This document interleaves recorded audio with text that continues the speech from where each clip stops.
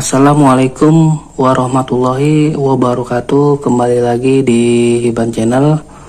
Video kali ini saya akan menjelaskan penyebab ikan cupang yang mengalami patah pinggang dan serta cara mengatasinya agar si ikan cupang dapat normal kembali. Nah, di depan ini ikan-ikan saya yang baru disortir dan yang di sini tuh masih ada, sebagian masih banyak. Nah, dari sekian banyaknya ini saya menemukan ikan-ikan yang mengalami patah pinggang. Nah, kita lihat saja ikannya.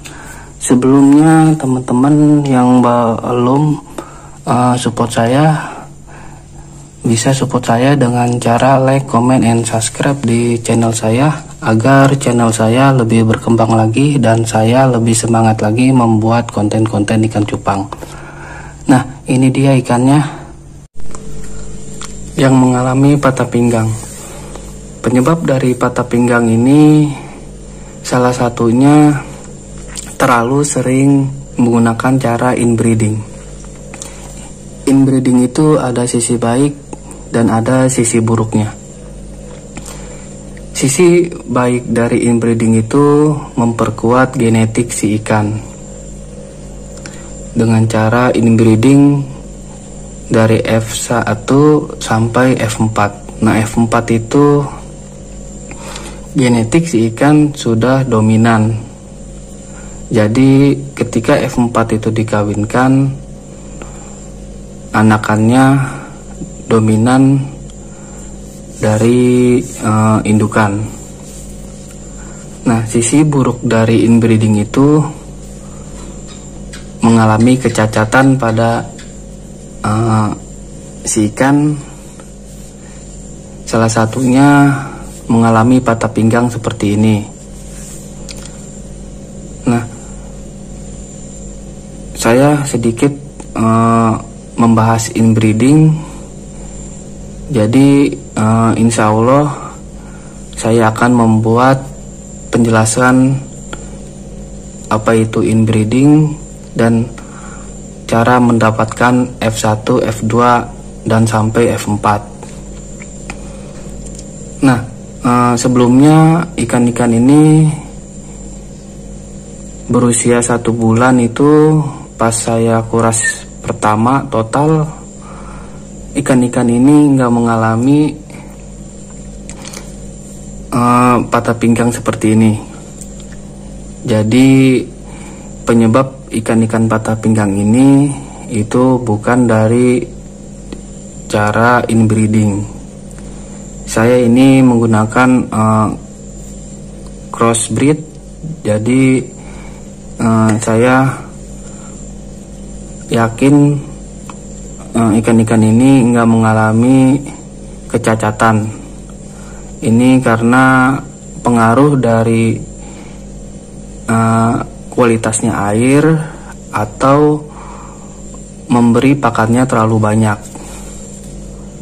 Nah, yang pertama penyebab ikan patah pinggang ini, yang pertama itu terlalu sering menggunakan cara inbreeding.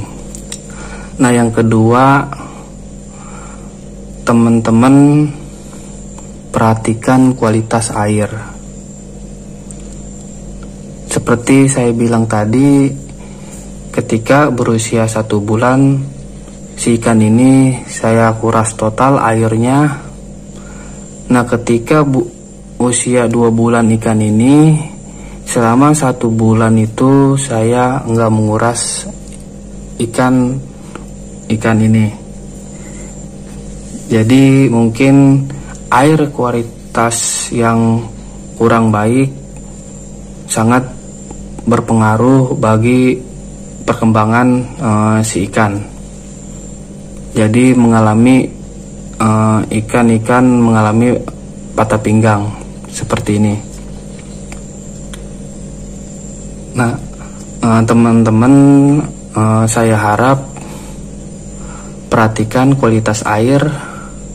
Itu yang kedua. Yang ketiga itu perhatikan ketinggian air.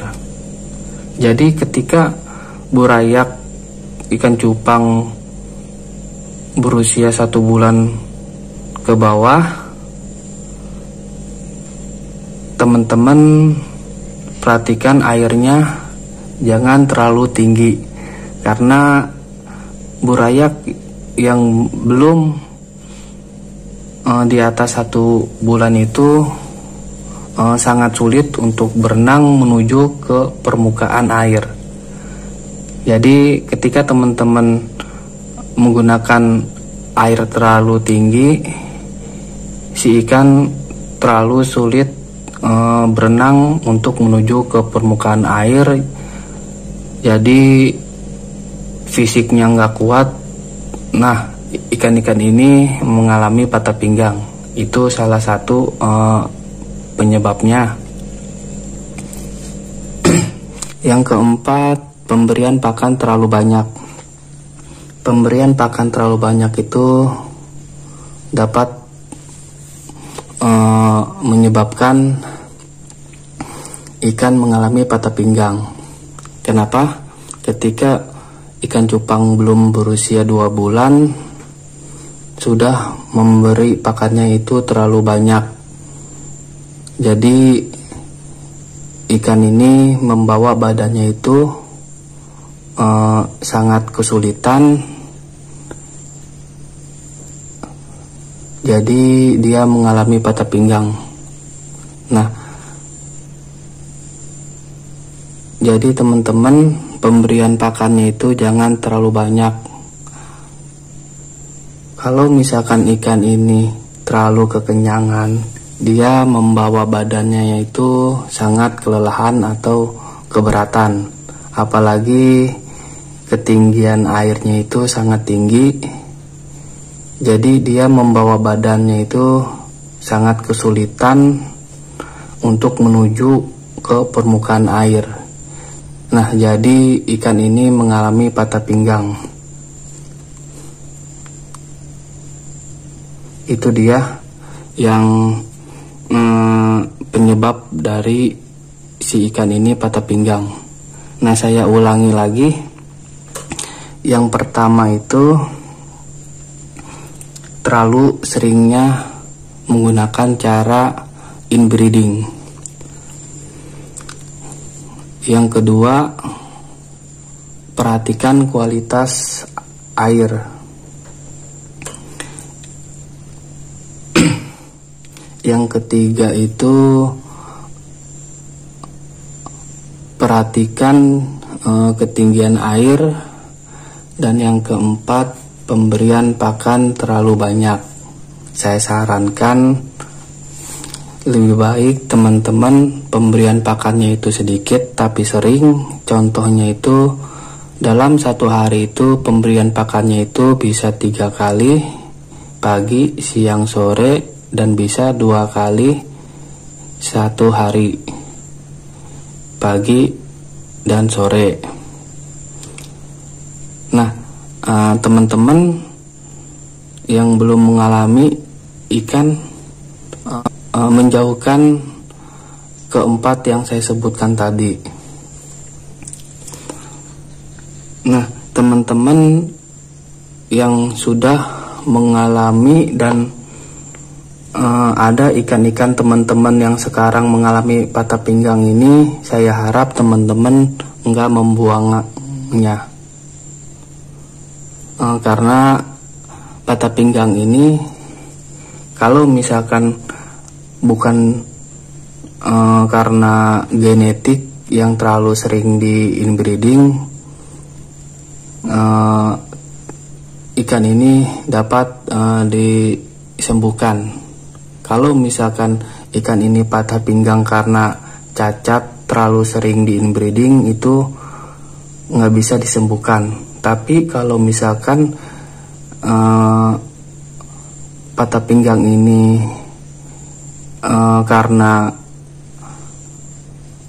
2, 3, 4 yang saya sebutkan tadi, itu bisa disembuhkan dengan cara yang pertama, rendahkan ketinggian air. maksimalnya itu 5 cm ketinggian airnya. Kenapa 5 cm? Jadi ikan ini yang patah pinggang ini menuju ke permukaan airnya itu enggak terlalu tinggi gitu dia ke permukaan airnya. Jadi saya sarankan itu ketinggian airnya seperti ini, kurang lebih itu 5 cm. Nah itu yang pertama. Yang kedua itu sering di jantur. Jadi ikan biar si ikan itu mengedok, dia membuka ekornya itu. Jadi itu suatu istilah manusia itu terapi. Jadi dia sering mengibarkan ekornya dan menggerakkan pinggangnya itu. Jadi ya insya Allah dapat menyembuhkan ikan yang mengalami patah pinggang ini. Kenapa saya menjelaskan cara mengobati patah pinggang ini? Karena saya sudah mengalami dan saya bisa mengatasi ikan saya yang mengalami patah pinggang ini. Nah, ini ikan-ikan ini tetap saya rawat ya dengan cara yang saya sebutkan tadi.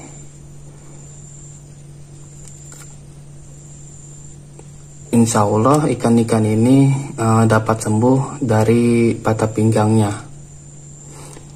Nah, untuk settingan airnya itu seperti biasa, menggunakan air endapan, garam ikan, menggunakan daun ketapang yang sudah diolah, dan obat biru. Nah, diingatkan kembali, ketinggian airnya itu maksimal 5 cm. Mudah-mudahan ini dengan cara ini dapat membantu teman-teman yang mengalami ikannya patah pinggang seperti ini. Teman-teman silakan coba, insya Allah dapat membantu teman-teman. Nah, itu saja yang dapat saya sampaikan. Selebihnya saya mohon maaf. Akhir salam. Wassalamualaikum warahmatullahi wabarakatuh.